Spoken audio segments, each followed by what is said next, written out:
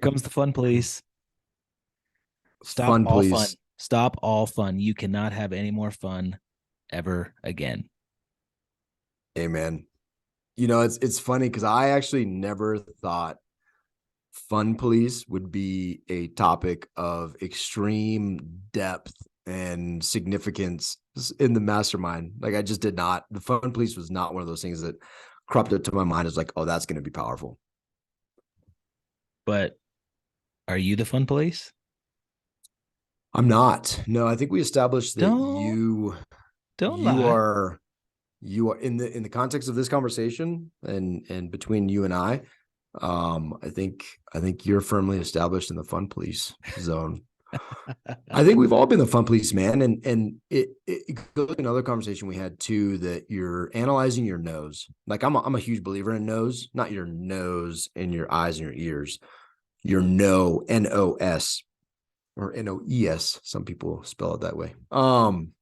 But the the idea that you question what you're saying no to, specifically when it comes to with your kids, if they want to do something fun that they perceive as fun and you perceive it as being messy, or even like your friends, right? Like, hey man, let's just go out and let's just go snowboarding.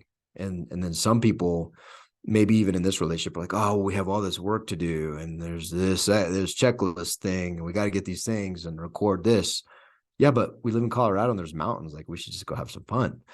I think in analyzing these things, right? Like really assessing what we're saying no to when it comes to fun and potentially our kids' perception of fun is a pretty powerful conversation. Yeah, man. We so the conversation in the Storehouse Mastermind was obviously about fun. And one of our members said that he thinks he's the fun police because every time they go on a he goes on a date with his wife, or his kids are trying to have fun, he like shuts it down, or tries to have like a calendar conversation, a planning conversation, instead of just like opening up and having fun. And the more I thought about it, the more I found myself being the fun police as well. Like my kids are doing arts and crafts, and they have you know art stuff and glitter and glue and shreds of paper all over the floor and all over the table, and it's making a mess, and like all I want to do is just like clean it up immediately and not allow it to be messy. Or my kid wants to go have a snowball fight, or my kid wants to have a pillow fight right before bed, and I say no to it. I find myself not allowing fun in our family's life, with my kids, with my wife, and even my friends. I do say yes to go snowboarding sometimes, David. I wasn't talking about you. I Yes, was yes, you talking were. about sometimes me. Oh, Sometimes me. oh, Well, oh.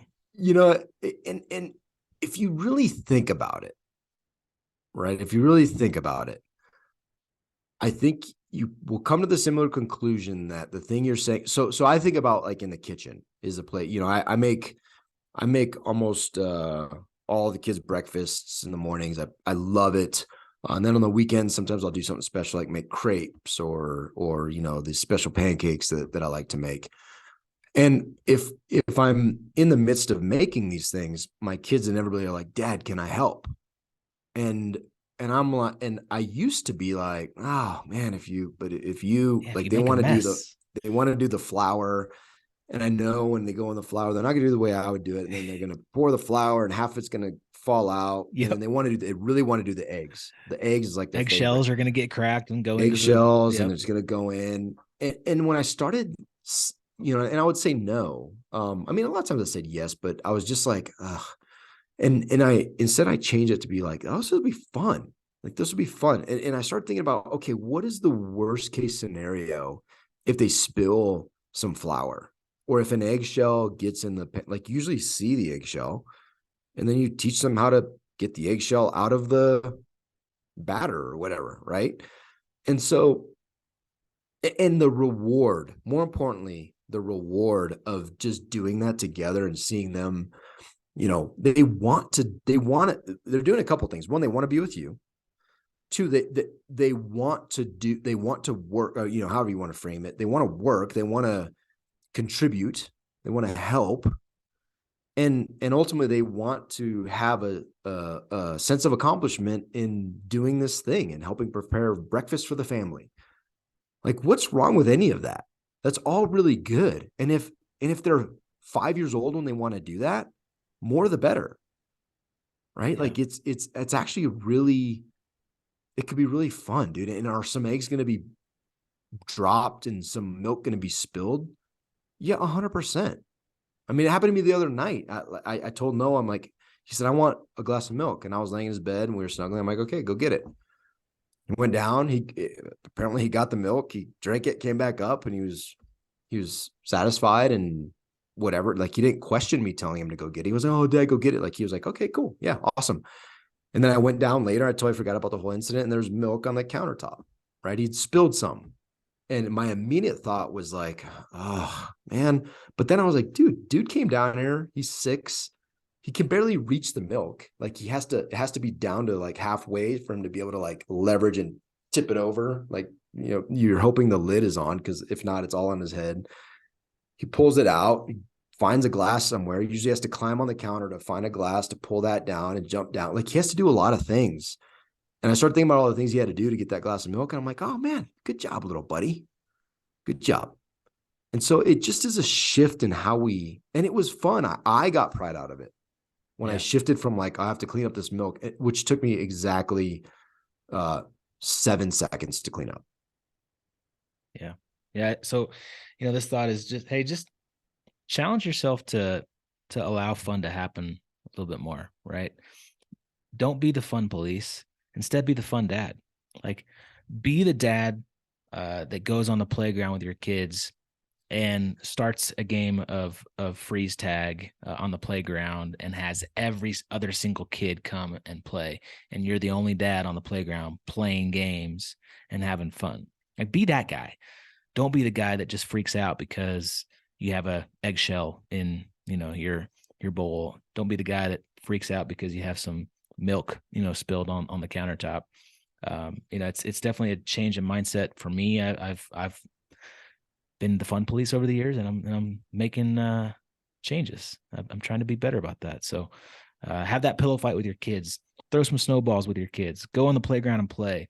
Let your kids make a mess with their arts and crafts. Let them be a part of cooking with you. These are all things that can make a real impact as a dad, as a husband, as a friend. So yeah, don't be the fun police. And I promise you, one tiny action that will open up the doors of fun that you can take immediately is when you take your kids somewhere to the park, or when you're doing one of those things, put your dang phone away. I promise you, just that one small action, and it's not hard. It's very simple. It's not easy because we're so addicted to them, but just leave your phone behind, put it away. And I promise you, the amount of opportunities that open up as a result of not having that attachment, it's amazing. It is amazing. Don't be the dad sitting at the park on your phone. I'm just telling you, if you're that guy, then I'm the guy that your kid's going to want to come play with. Right. And that's sad because it's and we're not saying this because we haven't experienced it. We're saying it because we experience it all the time. Yep. Do it. Go have fun. Giddy up. Take action. See you.